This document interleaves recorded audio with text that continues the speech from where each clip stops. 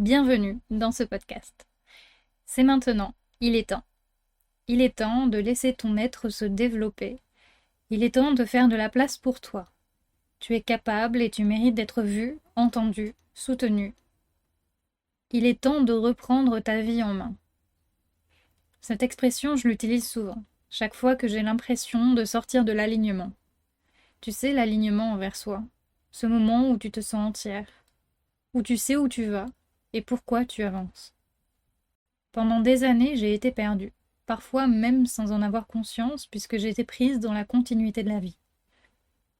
Le quotidien, mais aussi le besoin de coller à une image qui n'était pas la mienne, mais que je voulais satisfaire. C'est fou à quel point on peut facilement se perdre.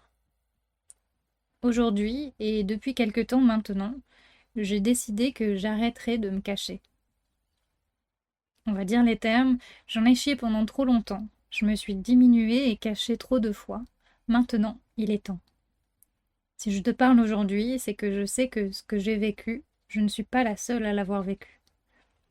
La mauvaise estime de soi, autant que les liens toxiques, que les sensations de ne pas réussir à avancer, ou même celle de devoir se plier en mille pour faciliter l'existence des autres.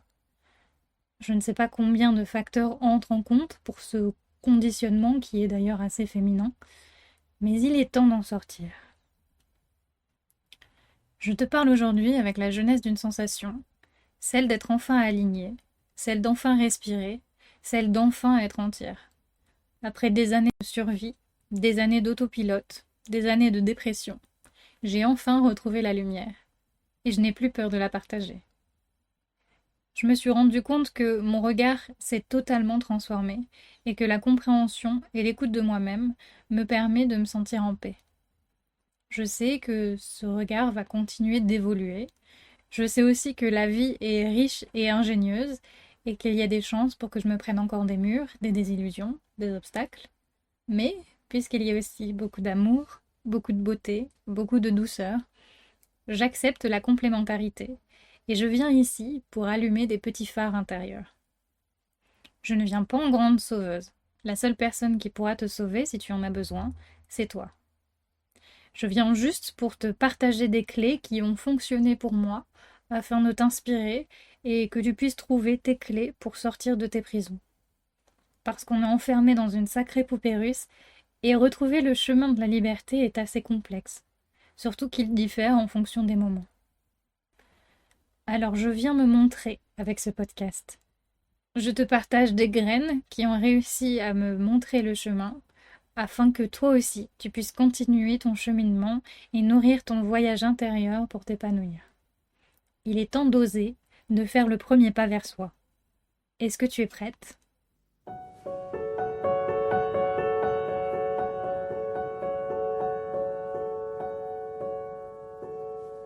Avec ce premier épisode, je fais le pas vers le rapport aux autres. Cette difficulté de prendre sa place, de se sentir légitime. Essayer d'être juste dans ses mots pour ne pas paraître pour ce qu'on n'est pas. Tu me diras si tu as l'impression que je suis moraliste, car c'est vraiment pas mon intention, ni ici ni dans les prochains épisodes. Et pourtant, je crois qu'on en a l'impression parfois. Parce que souvent je partage, je conseille, j'ai l'impression de déverser mon expérience en un sens, et ça c'est juste pour ouvrir une nouvelle perspective. Mon désir de partager est parfois un peu frontal, parce que je suis passionnée. En ayant réussi à me défaire de certaines chaînes, je vois les prisons similaires et j'aimerais aider, créer des déclics. Alors j'utilise des mots. S'ils fleurissent, tant mieux. S'ils échouent, tant pis. Je veux simplement tendre la main, dans le cas où la personne en a besoin. J'ai compris que je n'avais pas à sauver, mais que j'adore guider. C'est difficile de savoir comment on va être réceptionné, vu, entendu, comprise. Et j'ai des parts de moi qui s'en fichent royalement. Tu connais cette phrase agaçante de « je suis direct, tant pis si c'est mal pris ». Eh bien pendant très longtemps, je l'ai appliquée. Le regard des autres, en soi, je m'en fiche.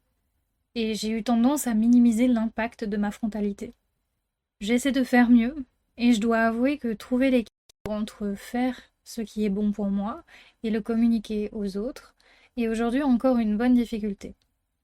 Parce que j'ai réalisé que je me fiche pas totalement du regard des autres.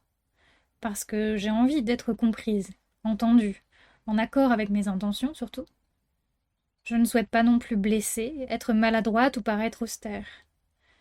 Finalement, c'est le jugement final de la personne qui m'intéresse moins. Évidemment, c'est toujours plus agréable d'être apprécié, mais ce que la personne pense de moi ou de mes propos, ça lui appartient à elle. Je n'ai absolument pas la main mise sur comment elle va interpréter ce que je partage. Donc je m'en tiens à mon rôle, essayer d'être comprise, d'échanger, de communiquer tout simplement pour que ces instants soient agréables. Et sincèrement, j'aime bien connaître la perception des autres, puisque je n'aurai jamais tout à fait la même. Je trouve ça enrichissant. C'est toujours intéressant de pouvoir se remettre en question, de découvrir des ressentis autres que les siens. Puisque au final, l'idée c'est pas de s'enfermer, de bloquer les autres et de rester entêté dans son image de soi, avec sa propre lecture des actions et des paroles. C'est de trouver sa juste place, et cette place gravite avec les autres. Puisqu'aujourd'hui on parle du rapport aux autres, je dois avouer que je me suis rendu compte que j'adore les gens. Bon, ils me gonflent aussi, mais parce que mes batteries sociales sont assez limitées. Je dis ça parce que on m'a collé l'image de sauvage ou de timide pendant très longtemps, alors qu'en fait je le suis pas tant. Il est certain que je me suis protégée du monde et que j'ai une capacité à installer une barrière si j'en sens le besoin. Mais je suis facilement sociable et j'aime beaucoup créer du lien. En fait, j'ai compris que les autres ont le pouvoir qu'on leur donne. Je répète parce que c'est important, les autres ont le pouvoir qu'on leur donne. Et se rendre compte de ça, c'est à la fois libérateur et à la fois culpabilisateur. Enfin, seulement si tu fonctionnes comme moi, parce que du coup, tu vas te dire que si Mimou te traite comme un tapis d'entrée, c'est entièrement de ta faute. Évidemment non, mais tu fais partie du problème. Pardon, ça peut piquer un peu, mais je crois que trop souvent, on se laisse emporter dans un rôle sans s'en rendre compte.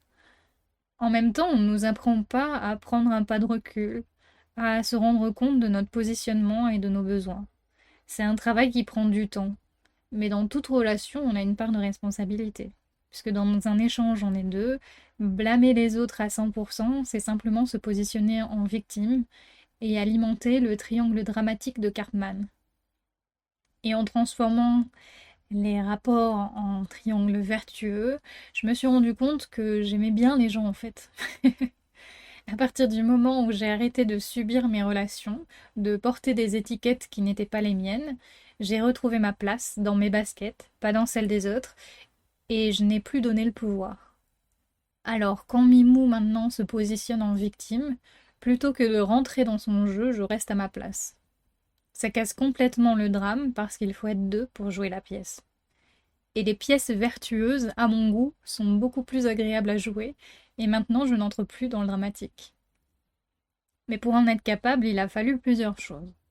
Notamment apprendre à me connaître, voir et comprendre mes déclencheurs, écouter les parts intérieures afin de choisir si je veux rentrer dans la pièce ou non, parce qu'on a le choix, ouvrir les yeux sur la manipulation, consciente ou inconsciente, avec un regard plus neutre et reculé pour voir avec plus de justesse et moins d'attache sur ce qu'on fait et qu'on reçoit. Parce que parfois on est soi-même dans la manipulation. Rien n'est tout noir ou tout blanc dans ce monde. Oser m'exprimer et mettre mes limites. Dur celle-ci, mais tellement nécessaire. Je mérite le respect, tu mérites le respect. Apprendre à se respecter a été un sacré boulot me concernant. Pour avoir des bons rapports avec les autres, j'ai l'impression que la porte d'entrée est le rapport à soi. Qu'est-ce que t'en dis? Après tout, les autres sont aussi des miroirs. Se connaître, j'ai l'impression que c'est aussi simple que difficile. Qu'est-ce qui fait que nous sommes qui nous sommes? Et comment sortir de la pile d'étiquettes qu'on nous a collées? Il y a tellement de chemins possibles pour ça, et j'ai l'impression que c'est un très long chemin. Parce que souvent, on repart en automatique et on s'oublie de nouveau. Puis on est en constante transformation, donc poursuivre le fil, c'est quelque chose. D'autant que ça demande du travail d'être conscient de soi, se comprendre, s'accepter, s'apprécier. Ça semble bateau, et on l'a beaucoup entendu cette phrase. Pour aimer les autres, il faut s'aimer soi. J'ai l'impression qu'il y a une part de vrai, puisque en s'aimant, on se respecte, et ainsi on bâtit des relations saines, puisqu'on se positionne correctement. Ça ne veut pas dire que si on ne s'aime pas, on est incapable d'aimer, mais juste que ce sera pas forcément réciproque. Plus probablement, une relation déséquilibrée, si ce n'est abusive. Puis on s'en rend bien compte. Quand on a été abîmé, façonné par une image de soi fissurée, alors on a plutôt tendance à s'enfoncer dans cette brèche. On peut devenir comme les gens qui ont besoin d'écraser pour se sentir plus grand, alors qu'en faisant ça, ils se diminuent plus encore, s'ébrèchent encore un peu. Ou alors on laisse aux autres l'espace de nous user encore plus, puisqu'on ne pense pas mériter mieux. Remonter cette entaille est un sacré effort. C'est long. Mais quand on se rend compte que ces fissures laissent passer la lumière, et que finalement on mérite d'être bien traité, qu'on n'est pas cassé, qu'on doit être considéré comme tout être vivant, on retrouve son pouvoir. Une de mes portes d'entrée pour retrouver du lien avec moi, et donc avec les autres, ça a été la psychologie. Des lectures qui m'ont fait me questionner et prendre un regard analytique, le fameux recul qui me semble si important de savoir prendre. Comprendre le fonctionnement du cerveau, repérer comment ça influence les échanges. On a tendance à tout ramener à soi. Et je suis pas une exception. Déjà savoir ça, ça m'a beaucoup libérée. Et du coup, je me suis dit, quel meilleur cobaye que soi-même pour explorer comment fonctionnent les pensées, les discours intérieurs, les positionnements, etc. Je me suis rendu compte d'ailleurs que j'ai énormément de types nerveux lorsque je discute, surtout lorsque je ne suis pas certaine de réussir à bien m'exprimer. Que j'accélère ma parole comme si le temps m'était compté avant que le cerveau et mes lèvres ne se désynchronisent. Je ne sais pas si cette porte d'entrée était la bonne, ni même si une telle chose existe. Parce que avoir conscience de moi-même, sans avoir un lien fort et une appréciation de soi, je pense que ça peut déstabiliser. Finalement, sans avoir travaillé le regard sur moi-même et mon discours intérieur, je crois que je me serais plus critiquée qu'observée. J'aurais continué de fissurer mon image plutôt que de la sculpter. Donc la méditation et la prise de conscience de mes pensées a été essentielle dans mon cheminement. Et c'est ça que je trouve puissant. Chaque personne aura un chemin différent et la magie de la vie fait qu'il sera parfaitement adapté à l'unicité de l'être. C'est vertigineux, beau et c'est pour ça qu'aujourd'hui j'ose en proposant ce podcast. Pour donner à la vie une possibilité de synchronicité. Car tout s'orchestre parfaitement et que beaucoup de ressources m'ont trouvé grâce à des vidéos, des audios, des écrits. Alors, petite goutte d'eau dans un océan, je laisse se diffuser mon monde pour inspirer et éclairer les cheminements. Merci de m'avoir écouté. Il était temps d'oser s'ouvrir.